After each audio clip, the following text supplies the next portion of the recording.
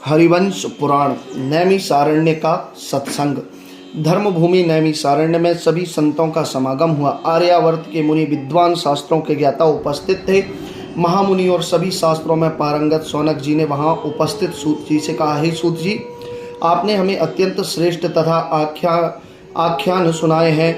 हम आपके आभारी हैं कि आपके द्वारा हमें अनेक भारतवंशी राजाओं, देवताओं, दानवों आदि का धर्म पालन करने वाला अत्यंत श्रेष्ठ जीवन और चरित्रों का विस्तार से वर्णन किया।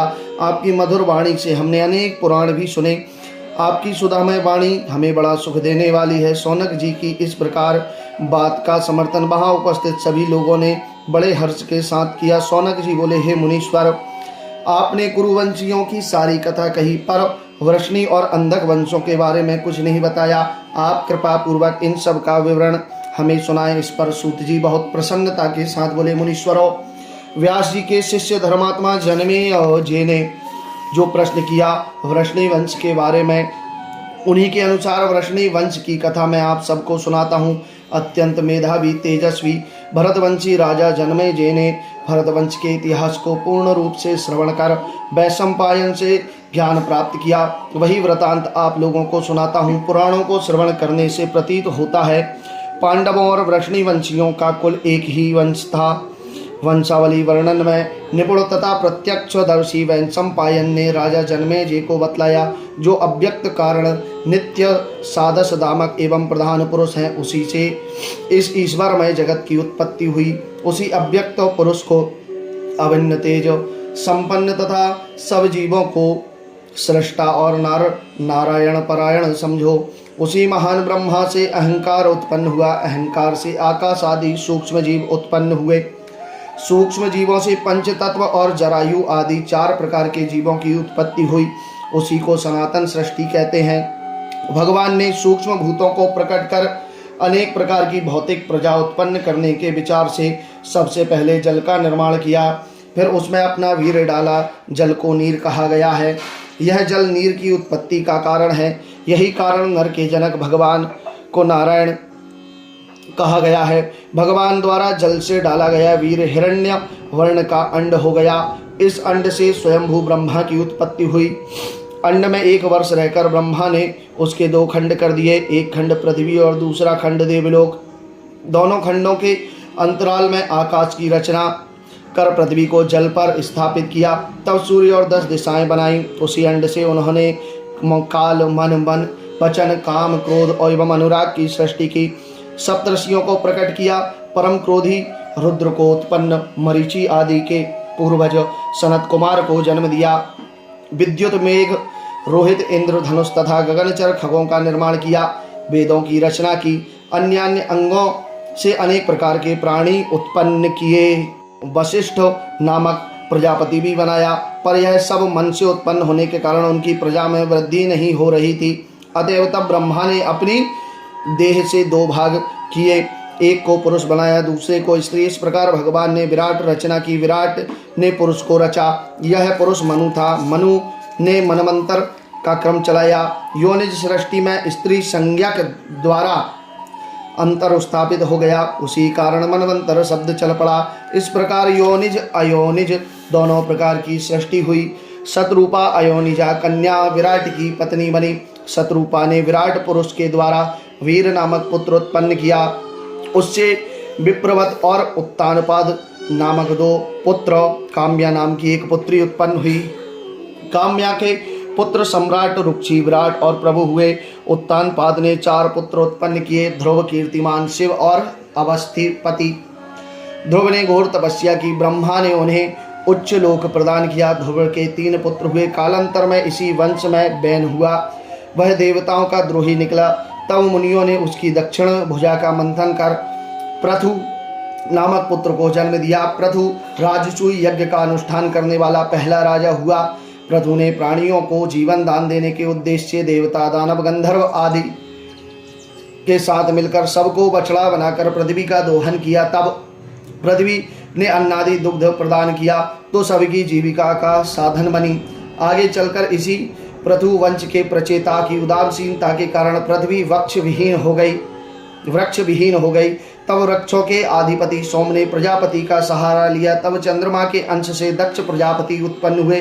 दक्ष प्रजापति ने चंद्रवंश का विस्तार किया। हे मुनीश्वरों, दक्ष प्रजापति के समय से मैथुनी सृष्टि प्रारंभ हो गई। इसमें नारद ने बाधा डाली।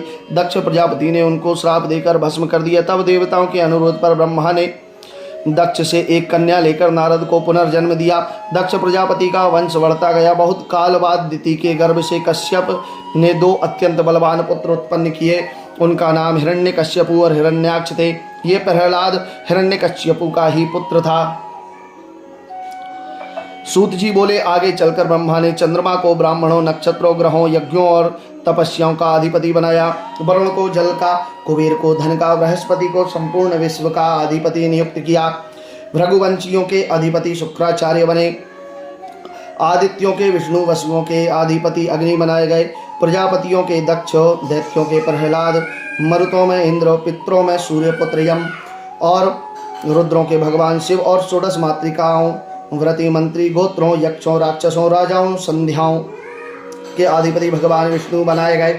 मुनीश्वरों, इस प्रकार विप्रचित दानवों ने शिव, भूत, प्रेत, पिशाचों के, हिमवान पर्वतों के, समुद्र, नदियों के, अशरीरी प्राणियों के और शब्दों के, वायु, गंधर्वों के, चित्ररथ, नागों के, वाचुकी, सर्पों के, तक्षक के, हाथियों के, ऐरावत, घोड़ों के, उच्च श्रवा, पक्षियों के, गरुड़, मृगों के सिंह, गौओं के वृष, वृक्षों के पीपल, गंधर्वों, अप्सराओं के कामदेव और ऋतु, मास, पक्ष, दिन रात, मुहूर्त, काल, गणना, काष्ण, ऋतु, अयन, योग, गणित का अधिपति संवत्सर को बनाया। इस प्रकार का कार्य विभाजन कर तब ब्रह्मा जी ने दिक्पालों की नियुक्ति की। सूत जी बोले, मुनीश्वरों, तब ब्रह्मा ने सुंधवा को पूर्व का, शंखपदम को दक्षिण का, अच्युत केतुमान को पश्चिम का, हिरण्यरोमा को उत्तर का दिक्पाल बनाकर सबको पृथु की अधीन किया।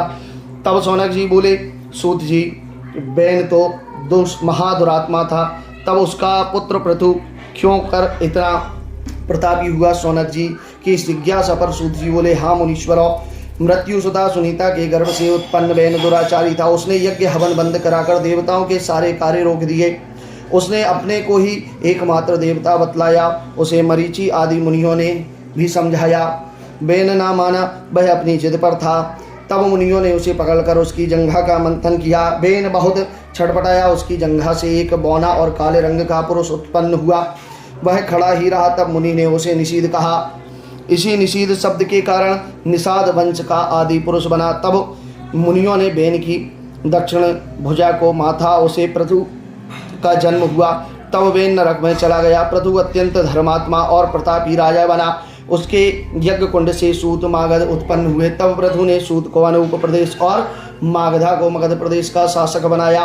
इतना सब करने के उपरांत पृथु ने पृथ्वी को हरने योग्य बनाया। राजा पृथु ने इसी कार्य के कारण वह भूमंडल उनके नाम पर ही रखा, पृथ्वी कहलाता है। हे मुनीश्वरों, राजा पृथु ने भूमि समतल की पर्वतों को जन्म दिया। उन्होंने पृथ्वी का दोहन कर उसे रहने योग्य बनाया।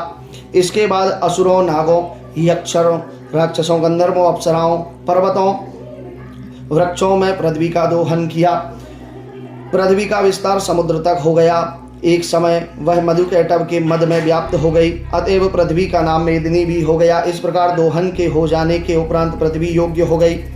सूत जी इतना कहकर मौन हो गए। तब सौनक जी ने उनसे मनवंतर के विषय में प्रश्न किया। सूत जी ने संपूर्ण मनुओं और मनवंतर की कथा सुनाई। फिर सूर्य, संध्या की छाया, यज्ञ के जन्म का विवरण दिया। सूत जी बोले, मुनीश्वरों, वैवस्वत मनु के वंशजों के महाविशालकाय दानव धुंध का वध कर पृथ्वी का उद्धार किया। राजा कुशलाश्व के जन्म में महर्षि गलभ का जन्म हुआ। विश्वामित्र की भार्या ने इनको जन्म दिया। सत्यव्रत ने गालव को विश्वामित्र की भार्या से खरीद लिया। बाद में सत्यव्रत महर्षि वशिष्ठ के शाप के कारण त्रिशंकु कहलाए। विश्वामित्र को जब यह ज्ञात हुआ तब उन्होंने त्रिशंकु को सशरीर स्वर्ग भेज दिया। कंकय नरेश की कन्या सत्यरथा त्रिशंकु की पत्नी थी। उन्होंने हरिश्चंद्र को जन्म दिया और हरिश्चंद्र से रोहित उत्पन्न हुए। तत्पश्चात राजा सगर का आगमन हुआ। पर्याप्त अंतराल के बाद सूर्यवंश के विकास पाया। यशस्वी भागीरथ पवित्र गंगा को पृथ्वी पर ले आए। इस प्रकार हे मुनीश्वरों, परम पिता ब्रह्मा ने निर्मित सृष्टि बराबर बढ़ती गई। धर्म अर्थ अधर्म का संघर्ष होता रहा। समय समय पर ब्रह्मा के आदेश से भगवान विष्णु अवतार लेकर पृथ्वी पर धर्म की स्थापना करने लगे। मुनीश्वरों, इस प्रकार अवतारों की कथा बड़ी रोचक है। परमपिता परमात्मा ब्रह्मा ने सदा पृथ्वी पर कृपा दृष्टि रखी। इस कारण मुनीश्वरों, हम उन्हीं के अंश हैं। उनकी ही कृपा से हम इस नैमिषारण्य में समागम कर रहे हैं। सूत जी का यह वचन सुनकर उपस्थित मुनिगण गदगद हो गए। सूत जी का कथन सर्वथा सत्य था।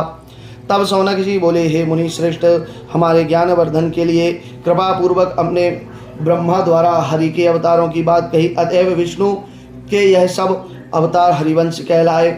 आप हमें हरिवंश पुराण सुनाने की कृपा करें। सौनक जी के इस प्रकार पर सूत जी अत्यंत प्रसन्नता के साथ बोले, मुनीश्वरों, आपकी यह जिज्ञासा मेरा उत्साह वर्धन करती है। हरिवंश में सबसे प्रिय श्री कृष्ण है। मैं इनका ही दिव्य चरित्र आप सबको सुनाता हूँ। मुनीश्वरों, इस कथा का नाम ही हरिवंश पुराण है। हरिवंश पुराण के श्रवण से उसी प्रकार से पुत्र की प्राप्ति होती है जिस प्रकार का पुत्र देवकी और वासुदेव को प्राप्त हुआ। यथा विधि पूर्वक इस कथा के श्रवण और बाद में संतान के लिए प्रार्थना करने पर याचक को पुत्र रत्न की प्राप्ति अवश्य ही होती है। हरिवंश पुराण के श्रवण की महिमा, अतएव प्रथम मैं हरिवंश पुराण की कथा कहता हूँ, तत्पश्चात उसके श्रवण की विधि और संतान हेतु की गई प्रार्थना का विवरण दूंगा। वह सब आप ध्यान से सुने। सूत जी इस प्रकार सब मुनिगण गदगद हो गए और आगे का विवरण सुनने के लिए अत्यंत कुशलता पूर्वक सावधान होकर बैठ गए। तृतीय दिवस कथा संपूर्ण।